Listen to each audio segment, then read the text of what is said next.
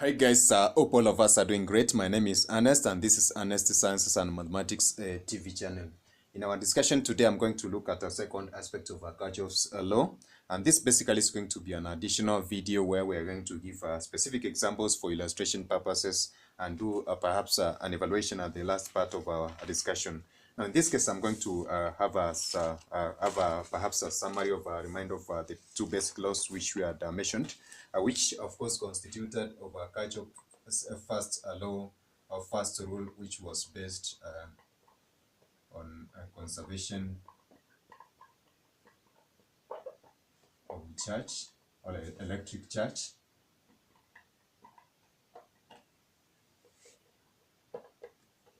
So this is going to be electric charge given as such. So in this case, the first law was based on conservation of electric charge, and Kirchhoff's second rule was based on the potential which we are given in terms of so in this case, we are going to, of course, try to look at in detail some of these aspects or the implication of these particular laws. And we had said that the first one basically is going to be consisting of a particular set of course, rules which are going to govern the sum of currents entering a specific point, and of course, which was equivalent to the amount of current that is going to be leaving that specific point. Whereby the second rule was based on the potential, and of course that one stressed on the sum of charges in a potential around a closed circuit. And we had decided that of course these are going to be two basic laws which are going to assist us in trying to define Kirchhoff's laws. Now I can give this one in summary form in terms of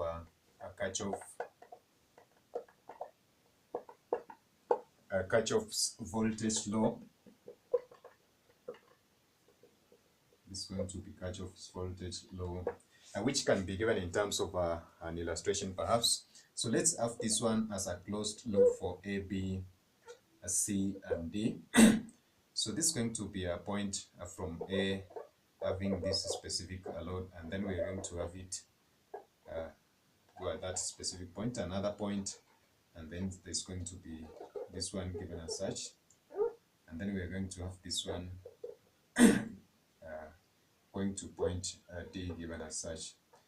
So in this case, this is going to be, of course, a closed loop circuit, which is going to consist of these four specific components, whereby we're going to see that this is going to be the potential between A and B given in terms of AB, and V B D given as such, and then we're going to have a V C D and V is C given as such. Now from Kirchhoff's law, we had basically mentioned that, so this is going to be, perhaps I can just give it in a sequence. We are going to have A, B, C, and D. So therefore this is going to be A, D, or going in that specific direction. We're just going to start from this clockwise. So we're going to have this one as a V, A, B, a V, B, C.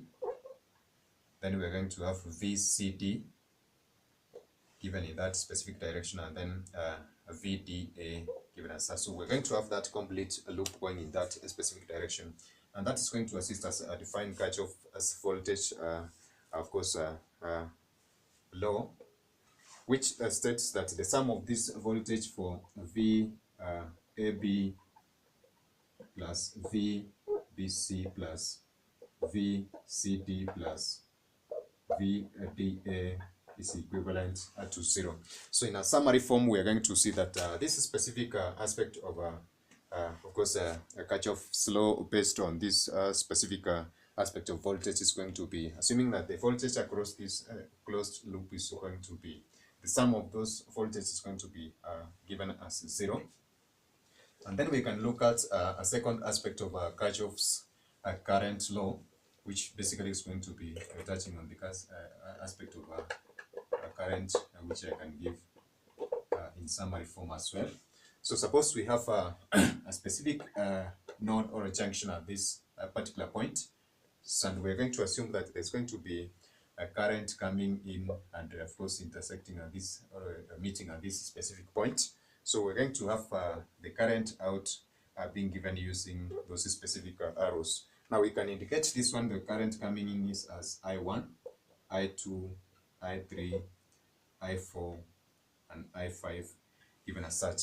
Now from Kirchhoff's first law, which dimension, which of course is going to be dealing with the end junction point, whereby the sum of all the currents entering must be equal to the sum of the currents leaving. Therefore, from our illustration, we can give a summary form of an equation of Kirchhoff's current law, which states that the current in I1 plus I2, of course, plus so we're going to have the current in plus a summation of the current out. So in this case, we're going to indicate a negative sign for the current out in this specific, of course, illustration, whereby we're going to have this additional part of I3. So this is going to be a very specific, of course, conductors bring in the current, and then we're going to have this one minus I5 or I4 plus I5. So this is going also to be minus I5 is equivalent to 0 in this specific case. So from this one, I've added in the currents which are coming in terms of positive signs, and I've used the negative sign to indicate the currents which are going to leave this specific junction. Now, Kirchhoff's second, of course, the current law states that at the end junction point, the sum of the currents entering must be equal to the sum of the currents leaving that junction. And of course, we had summed up this one in terms of whatever goes in is going to be what is going to come out. So those two equations are going to be very essential for us in trying to identify or trying to evaluate various aspects of the current using the Kirchhoff's laws. And of course, we can have this one using a particular example, which is going to form a final pitch of this specific discussion as of course, I indicated. So we're going to consider a specific example, whereby perhaps I'm going to read and then we extract the information and use it in order to evaluate a problem set. Or we can have that one use using a specific example, perhaps using this particular circuit. So I'm going to have this one given as such, whereby it's going to be having that specific connection to that component, and then we're going to have this one having another component, and then we're going to have this one flowing out using that specific arrow, and then we're going to have another one. So this is going to be current 1, and then we're going to have current 2 flowing out showing that one, and there's current coming in which is 80 milliamperes coming in. So there's going to be a junction at this specific point given as X, and then there's a junction given as Y as such, and then we're going to have a specific component given as such at that specific point, which is basically going to be a semiconductor component given as such. So in this case, we're going to look at this specific circuit given as such, and if we are requested to calculate the current I1, of course, and the I2 in the part of that current shown above, we're going to apply Kirchhoff's first law to the point at X, of course, which is going to be giving us the current that is going to come in. So at this specific point of X, we're going to see that we are going to have 80 milliamperes given as such, and of course that is going to be equivalent to the current that's going to get out. So suppose this one has been given in terms of 20 milliamperes, this lower section. So the current that's going to enter into this component is equivalent to 20 milliamperes. Therefore, the current which is coming in at point X is equivalent to the current coming out at this specific point, which is 20 milliamperes. And of course, plus the current which has followed that upper part using that section of the loop given as I1.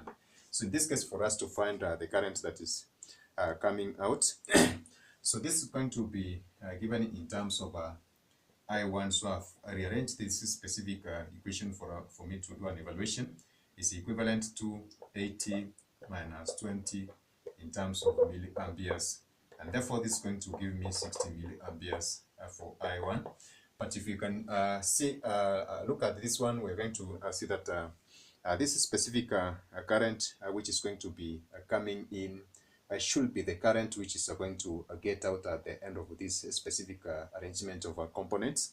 And therefore, we can conclude from our specific of course statement, and therefore that I2 is going to be equivalent to 80 milliamperes, and this is going to be assumed from the Kirchhoff's first law, as we had mentioned. So we're going to do a various other range of evaluations in terms of these specific examples, and based on the various laws which we have discussed, of course, those are going to assist us in trying to do the various evaluations. So kindly check out the description boxes for various links of other videos. Subscribe and engage us in the comment section for more.